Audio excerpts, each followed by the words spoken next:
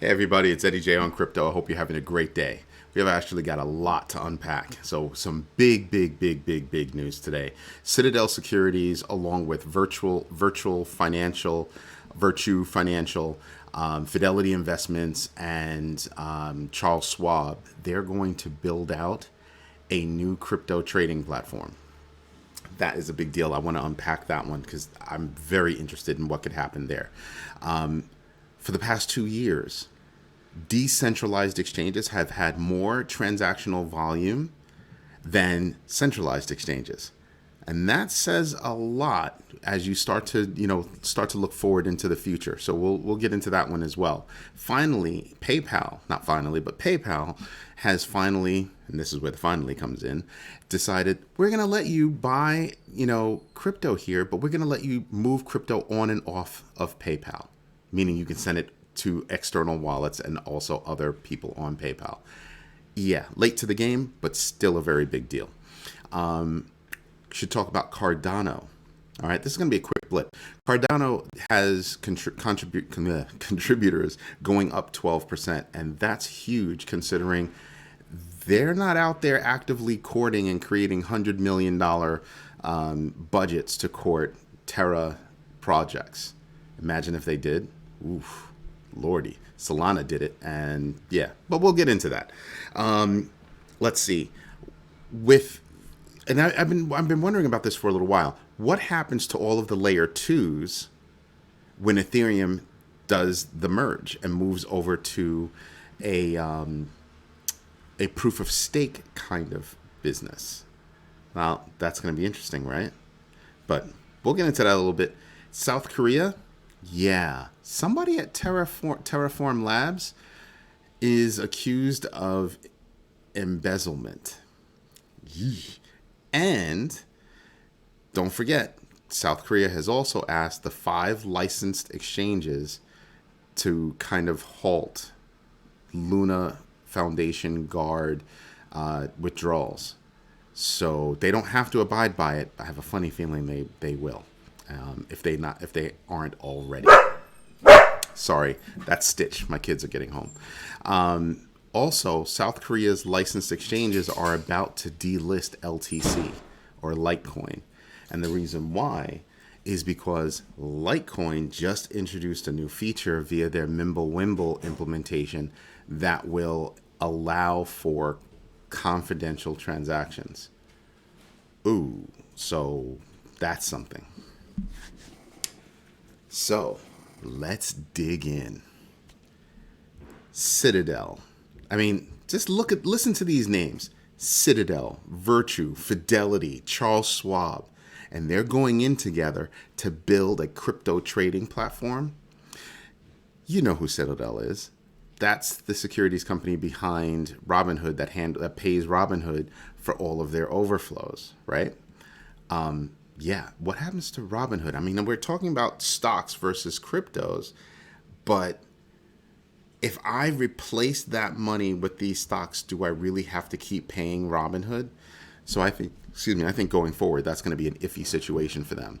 I'm also interested to see, what kind of crypto trading platform you're going to have, or, just because it's just an exchange, right? So we're starting to already see that DEXs have, decentralized exchanges have more trading volume than normal centralized exchanges. The difference between this new exchange would be that they have a captive audience. Fidelity's huge, Schwab is huge. So when you stop and you think about it, that could be something that could be, fruitful to them. But I'm thinking if any of those people are already doing crypto, they're already doing crypto. You know what I mean? But we'll see. We'll see what kind of package they come out with and how it has effects going forward. Again, they announced news today that this is something we're going to do. Give it 6 to 9 months, and they'll say, "Oh, we're doing it. We did it, and here it is." That'll be the second shoe to drop, and I think that's when everybody's going to start talking about Robinhood. So I was actually speaking with my brother Elliot today, and I was like, "Yo, dude, maybe some long puts for Robinhood." I'm thinking that could be a thing. But anyway, I digress. But that's what I'm looking at from that crew. Looking at PayPal, I'm kind of like, you're kind of late to the game. But if you look at the whole centralized exchange, decentralized exchange thing, the new on-ramp thing, MoonPay has a huge piece in that. A couple of places do, but when you think about it, you have to say to yourself, that makes it real easy for people to use fiat to buy crypto real fast. And in that same motion, buy the fiat, send it to a wallet. Now you sit there and you go, well, wow, if I want to pay in crypto and not pay, how fast is that transaction?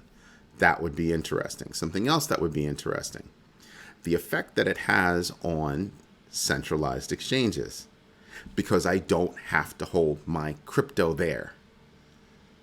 See what I mean? If you do a transaction on Coinbase, at least, in my experience, they hold it for anywhere between 3 and 7 days. So you can put your fiat in, you can buy whatever it is you're going to buy, but they make you leave it on the exchange for anywhere between 3 and 7 days. And then they send you a cute little email. Hey, you can use your fiat now.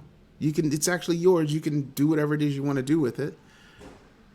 Okay. So little things like that keep chipping away at centralized exchanges. Again, we're moving rapidly toward a decentralized world. So decentralized finance, all of that. So it's something to contemplate. Now, Cardano. I love hearing this.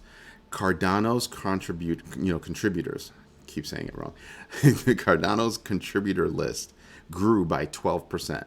The number of projects that are out there.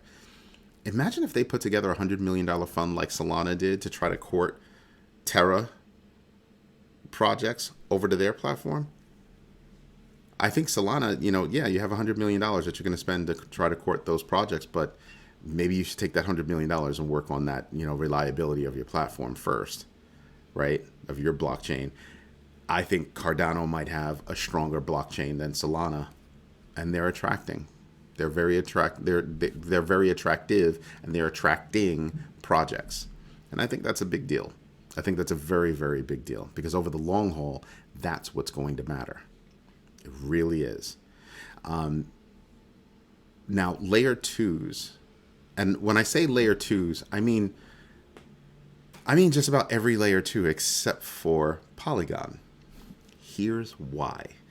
Polygon is a layer two that is damn near to being a layer one, as well as they're already a part of the infrastructure of a ton of projects. Again, connective tissue.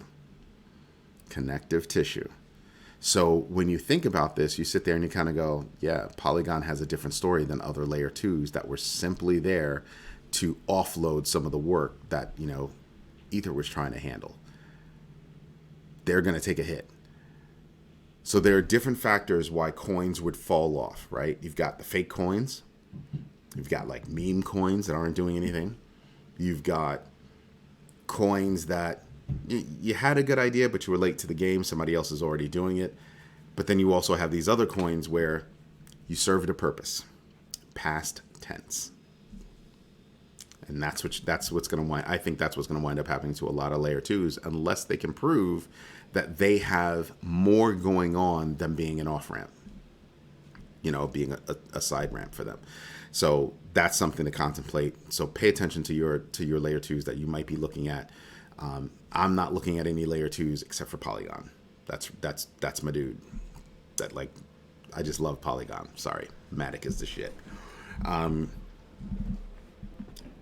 Looking at South Korea and all the moves.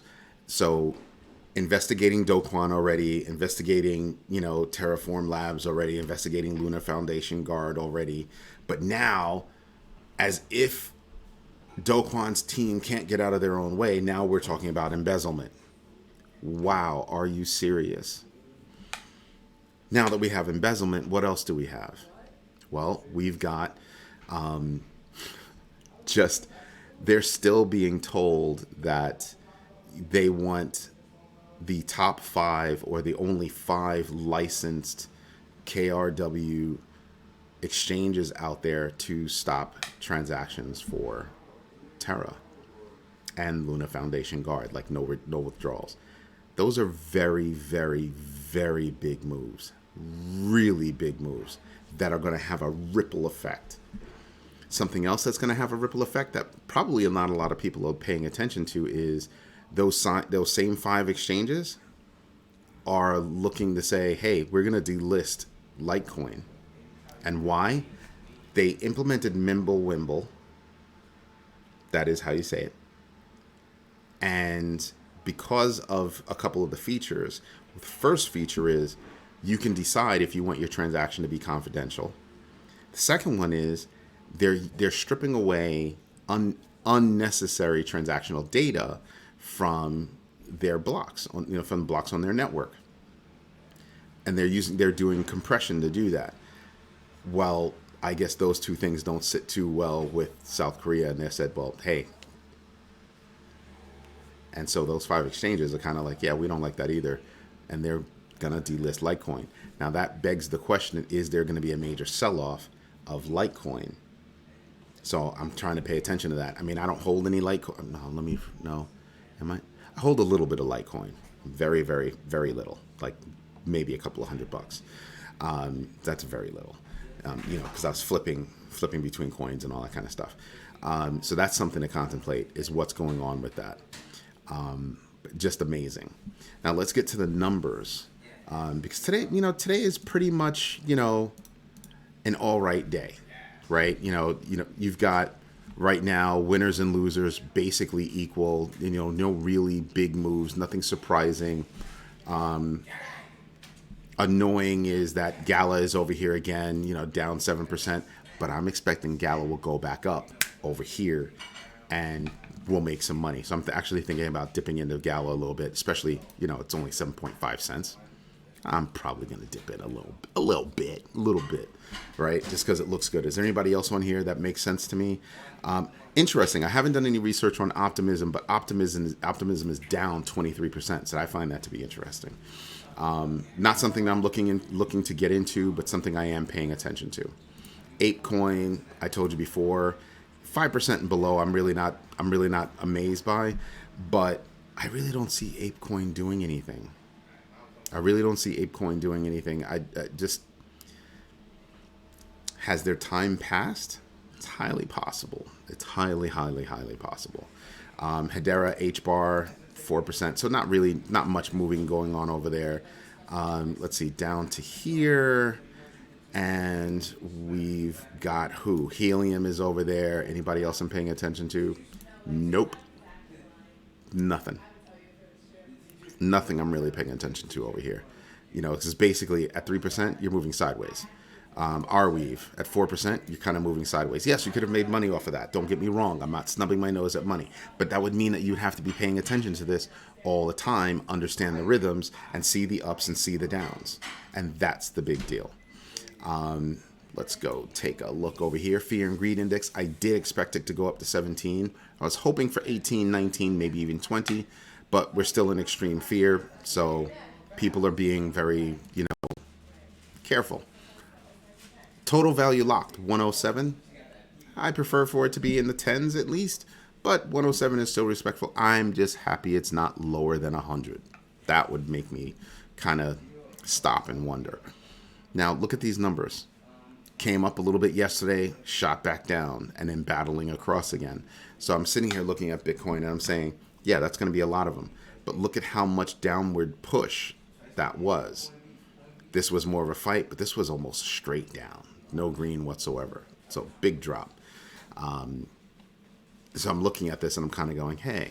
I'm also wondering if the bill that was announced yesterday by Loomis and Gillibrand, has that really filtered out? Have people started reading it like I have and started digging into it? There are a lot of positives for crypto, and that's, in that bill. And now, it's got a long road. Things are definitely going to change, but that's a really good start. That's a really good start to the conversations that are out there. So I think it's something good that's going to wind up happening. I'm hoping for the end of the year. I doubt it for the end of the year. Still, good stuff. Ether being in the 1700s, yeah, I'm kind of all about it. Solana's down. Not really touching Solana, but I would touch Avalanche. I would play with Doge. I would play with SHIB. You know, there are things out there that I would be paying attention to. I would play with XRP for sure. Algorand is doing well. I'm still playing with yeah. Again, some of these things are in the red, but you have to take a look at this and say, everything is still off their highs. This is just a better price. But even at the upper level of my bands, even at that level, everything's still way off their highs. So I'm thinking about getting in. And if you want to look at it from a list perspective, here's the list. Bitcoin and Ethereum both up, over 3%. You've got BNB up. I made that mistake yesterday. BNB is not a stable coin. Duh. Look at this right there. Not a stable coin. But look at Cardano up near almost 10% on that news. There's a lot going on Cardano that people were sleeping on it. And now you get to point to that and go, whoa. So do you wait for another pullback and then buy in? Highly possible. Me, DCA. I'm all about that DCA, right? So to me, it's still a good price. Looking at where it came from, to me, it's still a great price. And I just keep looking at that. Avalanche, again, up almost 4%. I mean, so you have a lot of movers. Chainlink, look at this number. Almost 13%. I'm just saying, there are deals out there. I don't know about FTX, FTT, but can't be bad. I haven't heard anything bad. It's on the list for me to research. Like it's made it to the list for me to research. Heard good things about it. But I have to see it. I have to do my own research so that I can grow my bag. That's what I'm paying attention to. All right? Anyway, this is Eddie J on Crypto. If you like what I'm doing, do me a favor. Hit the like button. Subscribe to the channel. It tells me that what I'm doing is enjoyable for other people, and it's helping you to watch me along my journey as I teach my kids how to do things with crypto. And as well as, don't forget to hit the notification bell so you always know when I'm dropping another video. Anyway, have a great day. Bye-bye.